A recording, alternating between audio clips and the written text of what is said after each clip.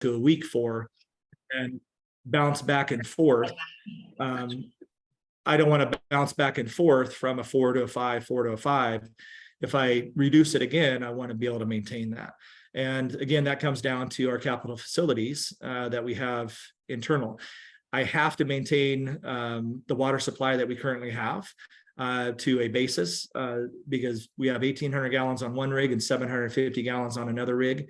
If I went down to 500 gallons on both rigs, that would negatively most likely impact our WSRB rating and make it go back up. So any purchases that I do, I have to equate and equal basically what we currently have in our fleet.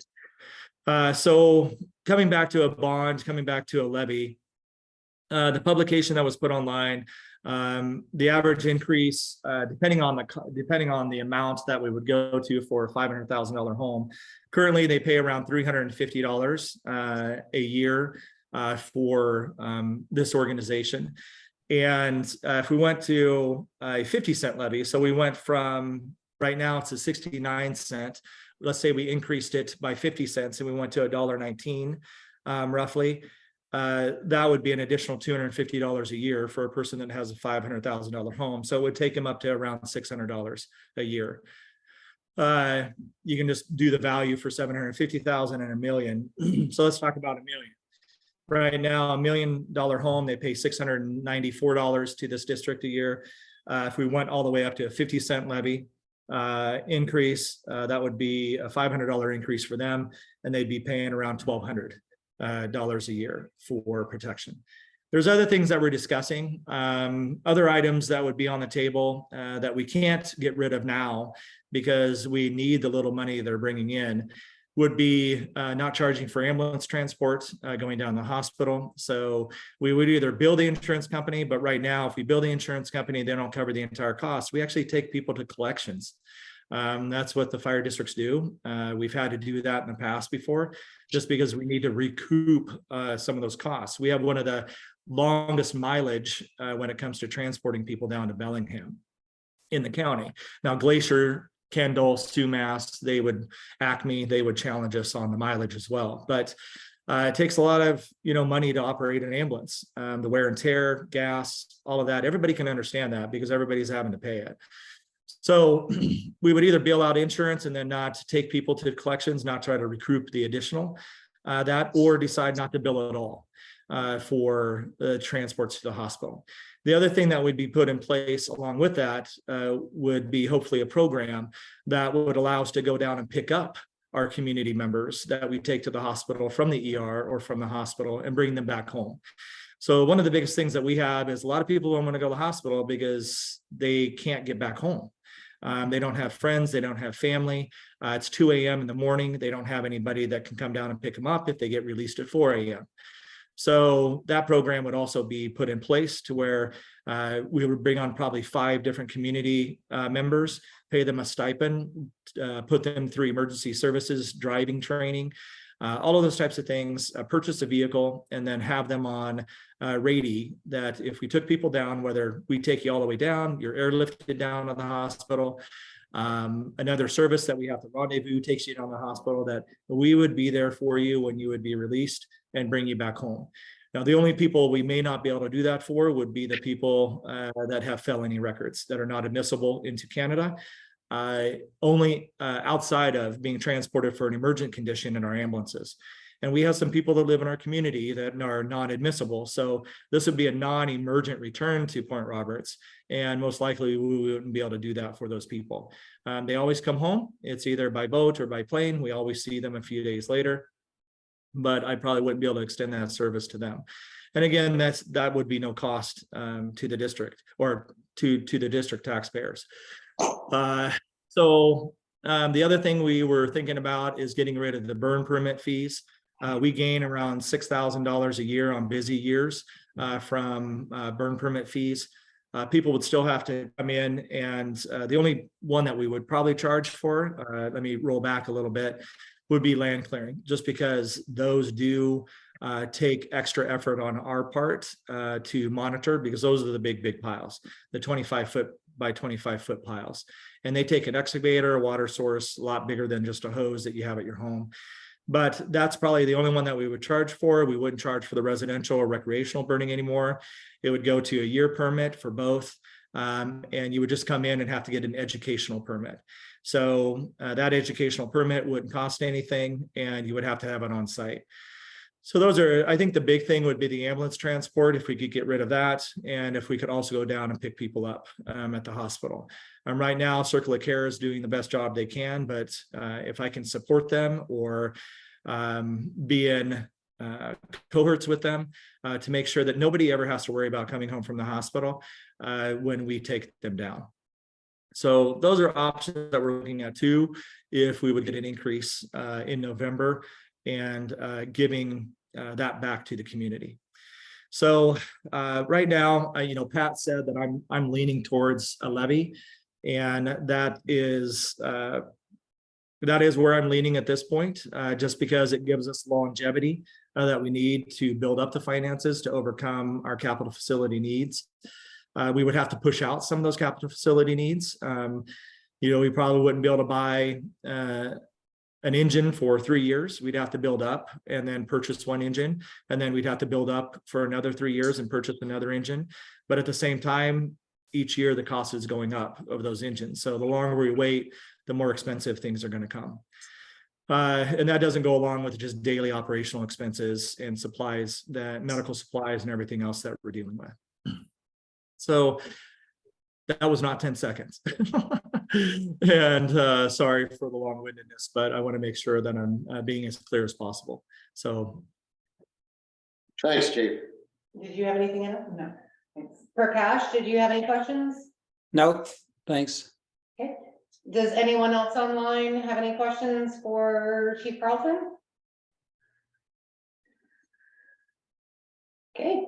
Seeing none, I want to thank you so much, Chief, and hopefully we'll see more people at your meeting so that people can continue to become educated on why things are needed, what they're for, so that everybody is being proactive instead of being reactive later on when they see their ballot.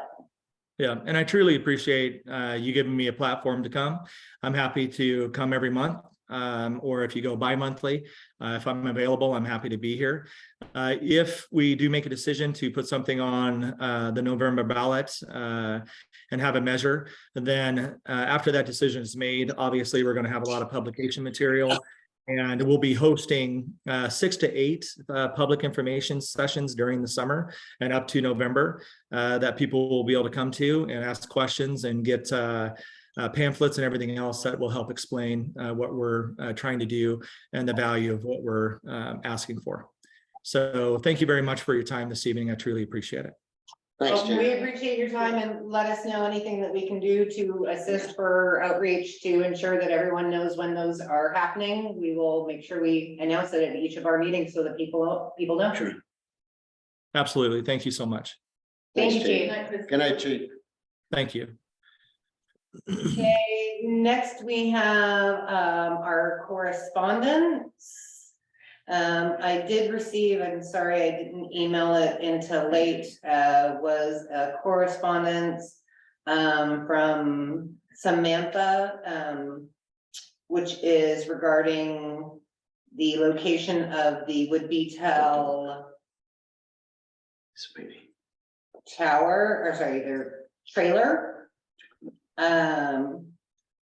So if you'd like, because we do have that on the agenda, I can go through her email at that point, if that's okay with everybody. Okay. So next we have our public comment. So our first public comment, we do have another one at the end. Does anyone online have anything that they would like to bring up to the committee at this time? Any questions, concerns, or comments? Hi, can you guys hear? Can you hear me? If you Hi, can- this is. You want to Person see me too? As long as No. Whew, I don't have a big. Well, I'm not used to going to these meetings, or this is my first time, and I don't want to be one of those reactive people. So I wanted to ask about the process around evaluating ordinances for tree removal. Can we just get your first and last name for the minute? Yes, Breda, Breeda, Desmond, Desmond. So your question is, as far as the ordinance, in specifically, I'm assuming you're regarding 2072? Yeah, yes, the Point Roberts ordinances where you have the percentages for tree retention, and then regarding the enforcement. I don't have a specific request at this time because I would like to be more prepared for that. But I guess my question to the committee is, obviously, for any approach to Whatcom County, there would have to be local buy-in. Is there a particular process around that? Like a case that would have to be made? That, I guess that's my question. So a couple of years ago, we did make amendments. The PRCAC worked with the county to make amendments to 2072 in regards to sheds, resort commercial zoning, and a few other items. That would be something that, yes, the PRCAC would work together with the county, which we would then, of course, have to have multiple town halls, receive input from the community before requesting any code amendment changes. So that would be something that we could definitely talk about. I guess that's the starting point. I just have concerns about the lack of enforcement and lack of punishment for violations. But I won't go into, I'd rather not go into any more of that without preparation, obviously. Waste your time. So it is one of those things. I pull permits for a living.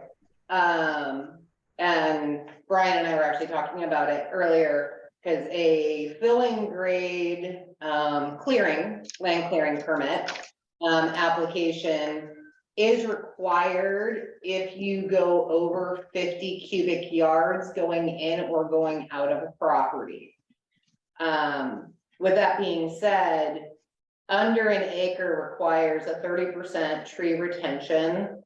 And tree mitigation, right? Well, they could take, or up to 50, is it, or yeah, up between 50% or up to 1 acre, it's 30%, right? But under 50% or under half an acre, they can take it all.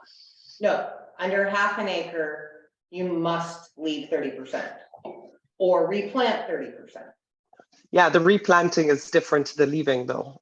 Like the leaving is it up to and including an acre and over half of an acre. Yeah. So, but the question is that I will check with Department of Natural Resources and PDS that if you have a completely treed lot,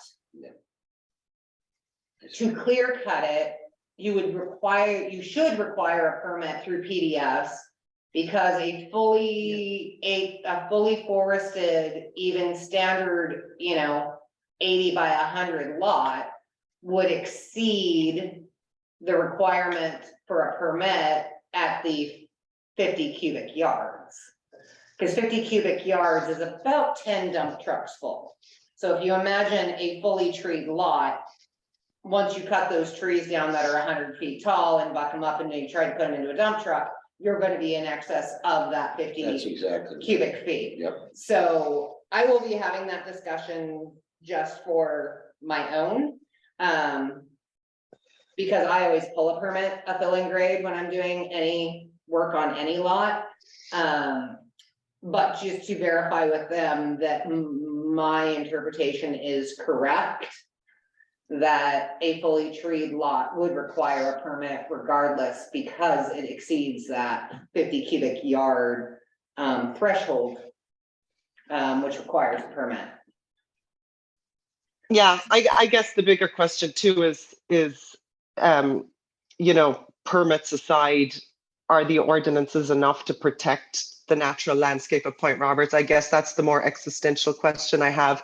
And also, you know, things like privacy, like no notification when someone's knocking a 100-foot tree next to your house. There's a lot of pieces on there, but I think it's interpreting the rules and what's enforced is one piece of it. But the other bigger piece, I think, is whether or not the ordinance are sufficient to protect a community like that. Again, I understand that not everyone has the same value systems, and I'm by no means trying to impose mine, but I think there's a lot of community. I've seen and talked to people where everybody is under the assumption that these ordinances are somehow, you know, oh, they can't take this, they can take, I mean, if somebody clears a lot tomorrow, the worst that can happen to them is they have to retroactively ask for a permit, you know, and the trees are gone. Mitigation really doesn't do anything when you're talking about comparing a little, you know, small 1-foot plant to a 100-foot tree. So I think that the concern is one, making sure that we have the proper interpretation. Number two, is there an opportunity or an appetite to actually work with Whatcom County to put stricter ordinances in place to protect the natural landscape that we have here? That's So candidly. the issue is it's not that we don't actually have rules in place. It's that, one, we don't have a lot of enforcement because we are so far away from the rest of Whatcom County. They are short-staffed. I think the biggest issue we have is that members of the community are not educated in what they can and cannot do, which is, I will be bringing it up later in this meeting. I can bring it up now. I work with the State Department of Archaeological and Historic Preservation, because we deal with a lot of archaeological in Point Roberts, which is also handled by Whatcom County Resources, where the state wants to come up and do educational seminars on a Saturday, in which Department of Natural Resources for Whatcom County would be involved. And I want to also discuss in that wetlands, tree retention, everything that encompasses that whole DNR, Department of Natural Resources issue, so that we can, I think education is the big issue here, because I need to know the clients that I work with. When I hit a job site and I start telling them everything that we have to do, most people are flabbergasted. When I say, oh, you're in a wetland, you're in an eagle habitat, you're archaeological, they had no clue that they couldn't put a shovel in the ground. So that is what I am actually working on currently. And I think that will assist in hopefully some of this not happening. But again, we can put this on our next agenda for further discussion. Thanks so much. Appreciate the time. Thanks for bringing that up, Rita. Thanks. Hi, neighbor. Does anyone else have anything for our first public comments? Okay, thank you, Brenda. Seeing none, we'll go to our old business. First is drainage master plan. Do you have any updates for? Well, I do. We, the chair and myself met with the county regarding the scope of services for Tetra Tech, who is preparing a scope of services for a drainage master plan. We provided clear, concise, and thorough direction. We expected the draft scope this week. At last word, though, however, from the county, it was still undergoing internal review at Tetra Tech, which is the engineering firm that is preparing that draft scope. So we may get it tomorrow or something, but it's expected within the week, and that's where we're at. Perfect. So hopefully we'll have an update before. I know we'll talk about that when Set Paul comes. Hopefully we'll have more by then. Yeah. Next will be broadband PRCAC.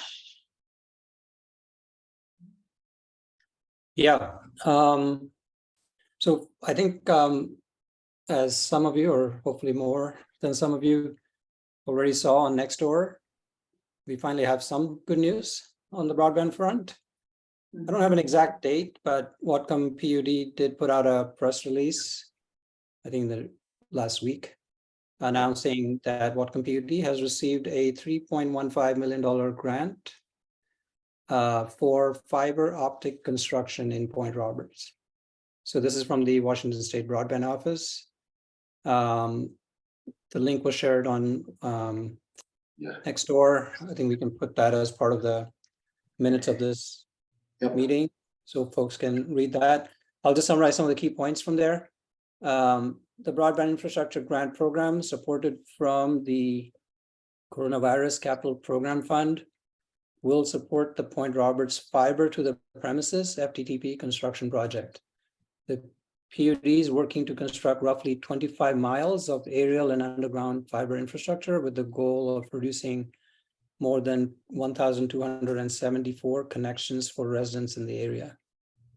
In addition to the WSBO funding, I'm not reading the whole thing, but just some excerpts. This construction project has been supported at the local level, including from Whatcom County, who approved $350,000 in matching dollars. So I think the total, adding the two, is $3.5 million. The construction is expected to be completed by the end of 2024. The grant is contingent upon receiving approval by the U.S. Department of Treasury, which is anticipated by the end of June 2023. Okay, so that's the summary. I know there's a lot of excitement and questions about sort of what this means, what will we see, when will we see it. We did invite the folks at the bottom of that press release, Chris Heimgartner, who's the general manager, and Andrew Entricken, who's the program manager for broadband, to attend our next PRCAC meeting in June. Andrew will be the one attending, so we can have that discussion at that time. Thank you. Perfect. Thank you so much, Prakash. Next, we have unfilled at-large committee members. We have on our calendar to do a candidates night next Thursday. So we need to make a notification tomorrow on Nextdoor, and all of the others, send it to the newspaper as such. Asking those who have already applied to the county and those who have yet to apply but would like to apply to join us here, that we will be having that candidates night. That would be the 25th at 7 p.m. 25th, 25th. okay.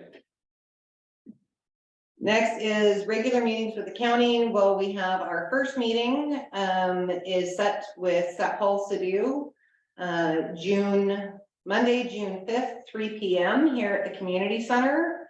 I will try and make sure, we're going to have a Zoom as well.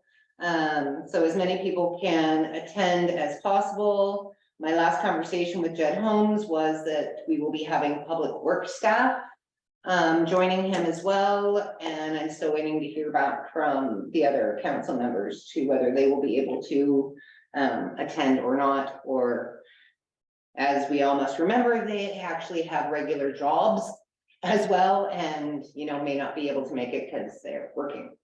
But I will follow up with everybody as that happens. So like I said, Monday, June 5th, 3 p.m. At a minimum, we will have Executive Sadhu and some members of Public Works. Good. Next, we have our OSS training. April went great. Our next is this Saturday. If you signed up for this Saturday, it starts at 10 and runs till noon.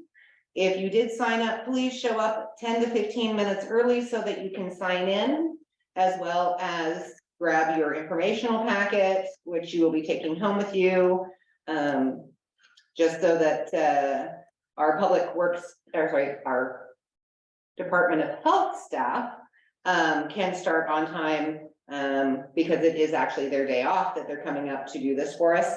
And I am still working with the health department to get a third septic class this year if possible. If not, definitely we will work on having two again next year. You know, it's a good idea to get there early also, because last one, Yeah, we had people showing up late and standing room only, so you show up, you get there. you get a and good seat. Get yourself a decent seat. Don't be like me and be stuck in the kitchen. Yeah, right? Yeah, stuck in the kitchen. Okay, next is the WTA transportation. That is you as well, PRCAC. Yeah, so since the last April PRCAC meeting, I received one correspondence from Maureen McCarthy from the WTA. I'll just read it out since it's a short email. Hello, Prakash. I just wanted to provide a status update. We are continuing to research key details regarding insurance, costs, past models of Point Roberts service, historic ridership, etc. We're also reaching out to local taxi providers to see if they may be part of a solution. Parentheses, WTA contracted with a taxi service in the past to help us serve Point Roberts. However, our most recent solicitation for taxi services went unanswered. Our goal by the end of May is to share whether we're able to provide service to Point Roberts, and if so, what that service would look like. So that's the most recent email from Maureen. I did follow up on the point about our most recent, solicitation for taxi service went unanswered. And what she says, that was actually a few years ago. It wasn't like in the last few months, but she also said, looks like we'll be issuing something at the end of the month, and this was dated May 10th. So that's the latest. I also let them know that the executive will be visiting in early June and that this topic might come up.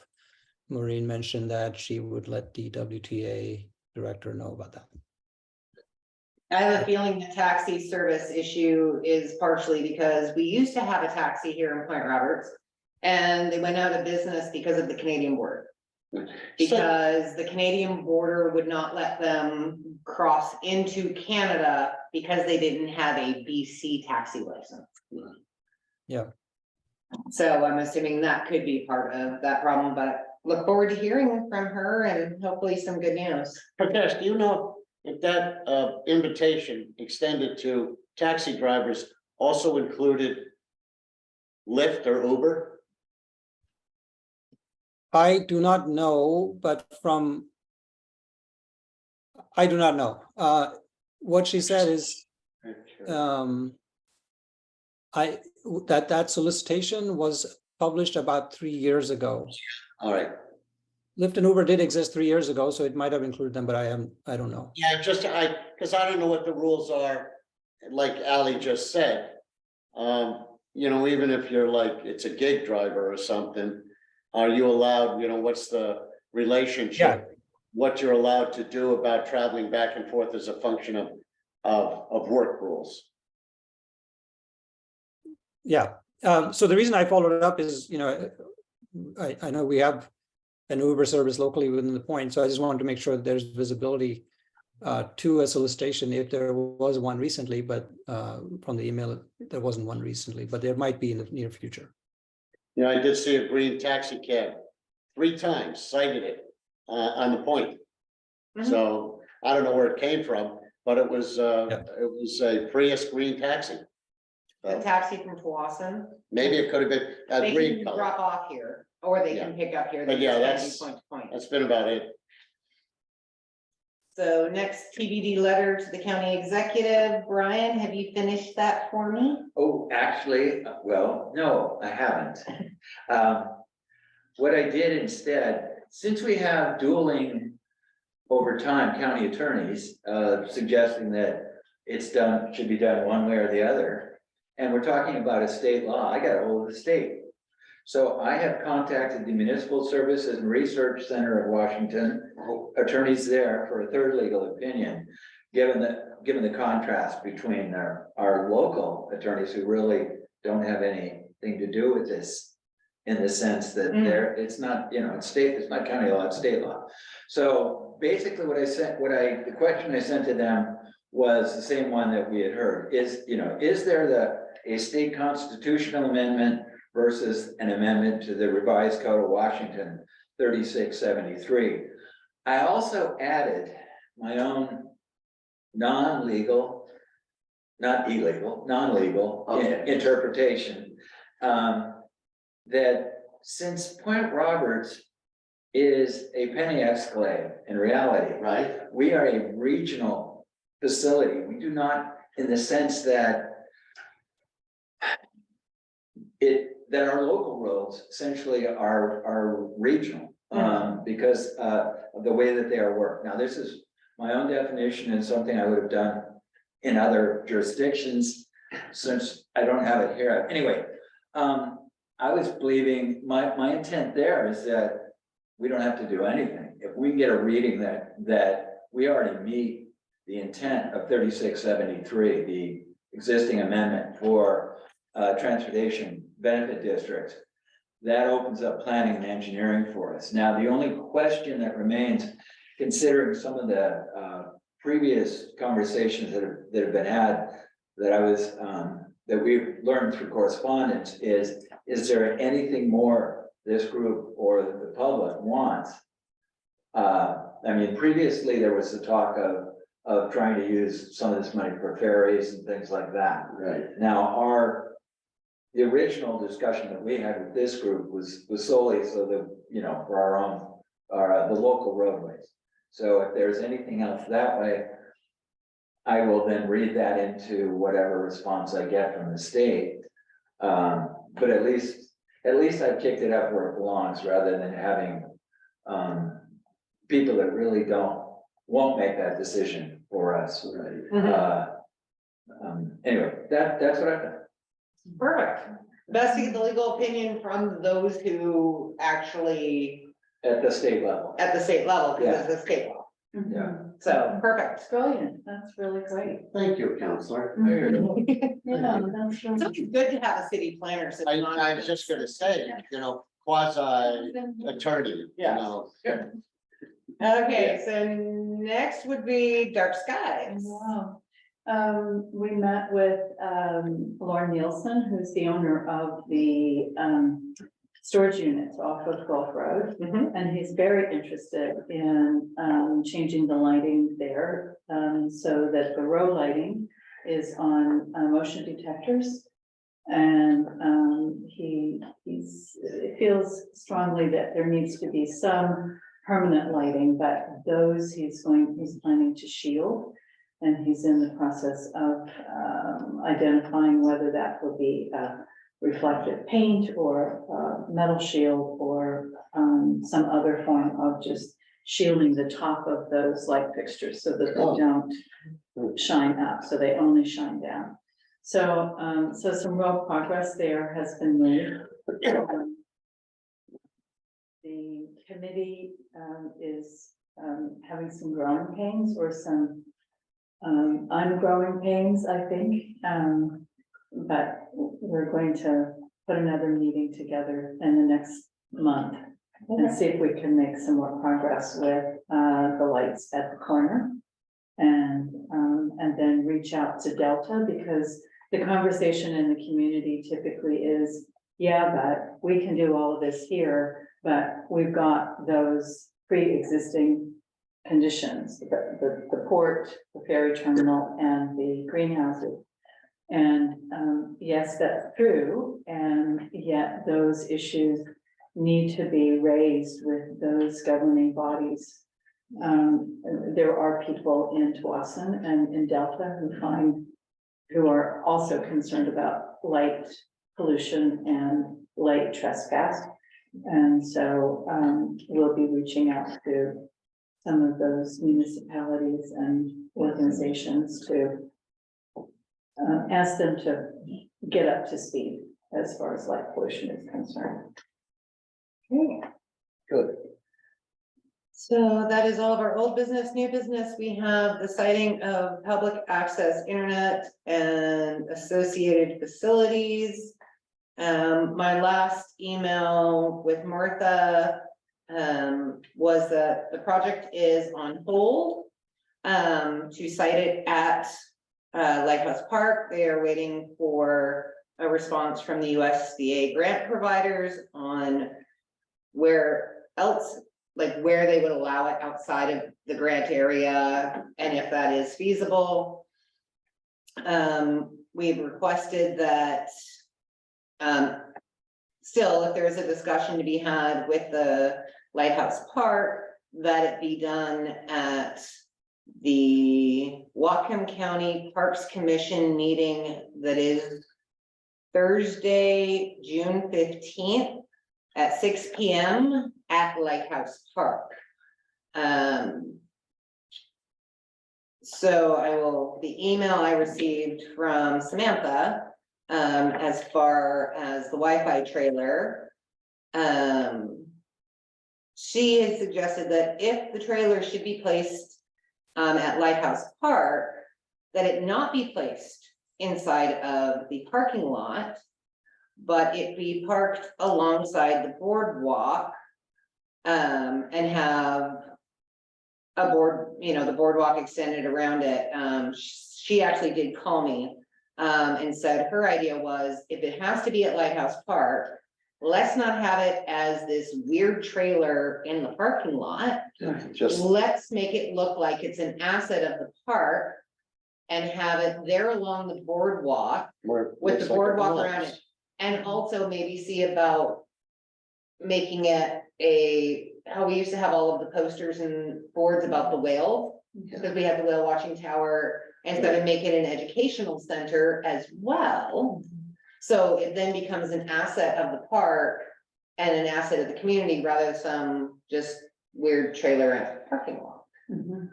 Yeah. So, make it look like it belongs. right. And that way too, we've lost so much at Lighthouse Park. At least if we have something going into Lighthouse Park, Yeah, it'll actually look like it, like she said, like paint it the same color, make it look like it belongs there. And therefore it's more of an asset to the park. And by adding the whale stuff to it, it actually can then become like an educational center as well. Which I thought, actually, great idea, when they're doing kids camp and stuff like that. It would be something that they could, utilize. So, I think it's very important, for everyone to go to that June meeting. The dog park is supposed to be part of the discussion as well oh, at that June meeting. wow, Which I actually need to make a motion actually now to, our next meeting is actually supposed to be June 15th. yeah, So that of course will be in conflict with the Whatcom County Parks at meeting. 6 p.m., right, So I would like to make a motion, not just for June, but also for July, because our July meeting is supposed to be the 20th, which is the taxpayers AGM. okay, In which Sharon Schumacher is scheduled to be here, and I think that's very important for everyone to attend with our senator. So I would make a motion to move our June 15th meeting to the 22nd. To accommodate the parks, and from July 20th to the 27th to accommodate Sharon Schumacher coming what up. date in July? From the 20th to the 27th. 20th to the 27th, I second that motion. yeah, All in favor? aye, Aye. aye. Progressive. Okay. Arg. All right, so listen, on the 22nd, could you put something in the notes there? Because on that day, I'm 75 years old, so would you bring a birthday cake? Oh, I'll bring you cupcakes. Okay, thank you. Gluten-free, please. Good flip, and I'll even go with that. Or I'll just make a cheesecake. I'll bring one of those too. Okay. Sorry, I lost my spot. For the public comment. We are at further public comment. I always start with members of the committee. PRCAC, do you have anything new for the committee or anything that you would like to discuss? Nope, we're good. Bill? No, I'm fine. I'm good, thank you. I'm good. I know. To announce that, Circle of Care, the taxpayers and the Parks and Rec are co-sponsoring the reprise of Volunteer Appreciation Day, Point Roberts Volunteer Appreciation Day, which will be June 25th. Here at the community center, there'll be a market, music, comedians, all of the civic organizations are invited to come and participate. So fire department will be here. There'll be a community potluck, all sorts of activities and so forth. So if you enjoy participating in the planning and implementation of those kinds of activities, please contact me. You can do that, anel.norman@gmail.com, and invite everybody to come along, June 25th, noon to 3 p.m. here at the community center. Okay. The only thing I have is on our next agenda under new business, I would like to discuss trying to come up with a date for the Department of Archaeological and Historic Preservation, along with members of PDS to come up to do a town hall for educating community on different Department of Natural Resources issues that we have. Archaeological has been pretty bad lately. Is that why those things are covered up? Yes. That's why those holes in the ground are covered up, aren't they? So work has stopped on that. The state assistant state archaeologist came up and shut the project down. I thought that. So that is why it's like, you know, I deal with the head state archaeologist. I also deal with the assistant state archaeologist. But we have a lot of archaeological area in Point Roberts. People may not be aware, Point Roberts is the largest midden in the entirety of Washington state. So, and we also have a lot of wetlands. We have a lot, you know, the tree issue. And I think it's just important for property owners in Point Roberts to understand, you know, what the do's and don'ts are, as well as, you know, people clearing and stuff. They may not know that they're in a heron nesting site. They may not know they're in an eagle nesting site. You know, we have so many different things here Species that are not. It is not common to find a piece of property anywhere else where I could go and say, you have wetland, you have archaeological, you have some type of bird nesting site, right? Like, it's not just one, like, it's like, there's multitudes, a plethora. you know, a plethora of things, just on just one property, and, it's never good, you know? If you destroy a wetland or, No. you know, accidentally put in a curtain drain and realize that, you know, you just affected the wetland. The mitigation becomes also very costly. So I want to make sure that, you know, instead of getting mad at people for doing things wrong, let's let them know how to do things right. Right, yeah. And I think that's where we need to be proactive in helping our community. Don't go and yell at somebody because they did something wrong. Most likely they didn't know they were doing something wrong. We need to help educate people and so that they make the right decisions. I would really love to see a document that is prepared by perhaps us or someone with the county that would go along with closing documents when somebody buys a property. That's informative, and it talks about what you can and can't do, and because it just seems like people are, Just not, they're not informed. they're not doing, you know, they're not just like think they have to do any homework. They bought a house. Okay, fine. Now what do we do? Let's cut down all the trees. Right, well, and people assume that if they have an experience of building a house someplace else, Yeah. that that's going to translate to Point Roberts. And it just, it does, but to a minor degree rather than to a Yeah. major degree. And digging something up and, you know. Yeah. Makes sense. That would make sense. Yeah, I wonder if there's, I'll put that on the agenda for the next Yes. meeting then for determination of that. And if you have a moment, Brian, just because you do have the experience in planning stormwater and all of these other things and have worked inside of different, public works and permitting districts, to go through, if I go through it with you. Yeah. Just because I do deal with it every day, to see if we can come up with, after going through the code, you know, something that would assist people a Sure. little bit better. Go get your law degree. too. So, They said they had to sleep with those people. Yeah, there it is. okay, now I'm gonna move to, you have something? Just one more thing, and help me on this, Adele. We have something going on Sunday. And I just wanted to tell everybody, there's no parking up at the fire station. Is that, am I saying that? For correctly? Henry Rosenthal. For Henry Rosenthal. Mhm. It starts at 1 o'clock, goes, I believe, to 4. Mhm. And we're gonna be driving the bus. So people have to know, or you can tell them that where are the 3 areas that you're allowed to park? There's 3 on Well, the bus will pick people up here at the Community community center. Center, And then there's also Bakerfield Bakerfield, and, there's one, Trinity Lutheran and the Church. church. and the church. So just kind of pass that around and we'll have the bus running by, you know, we'll be picking up, I'll tell you before 12:30, but for sure, 12:30. And there is no parking up at the firehouse. Pass that around. Right.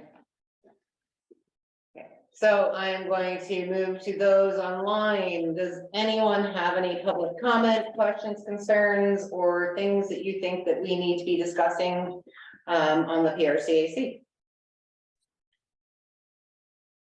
Elizabeth? Well, I got here late, so I probably missed it. When's the candidates meeting day? Next Thursday Thursday. at 7 PM. Is it on Zoom? It will be hybrid like this. Okay, so next Thursday at 7 PM? Yes, And the date is May 25th. Yes? Right. I think that's right. If Good, just making sure. I can do math correctly, yes. This is Yeah. wonderful. Thank you. Anyone else? Jared, you have something? I see Oh, no, you. just want to say, it's always so nice to see everybody. Someday I'm going to attend the meeting in person. I'm in California right now. You're on our continent? Yeah. I'm in California. I was in Point Roberts last week. Just missed the PRCAC, but I'll try to schedule better. So you'll still be in our time zone next Thursday? I might be in Hong Kong. Look at it. Yeah, but I will definitely. It's on my calendar. It's on your calendar? Perfect. Yeah. See you then. Thank you. Thank you, Jared. Marty, Bob, anyone else have anything? Okay, seeing none, I will make a motion to adjourn. Oh, did you have something else, Rita? Nope. I'm gonna make a motion to adjourn.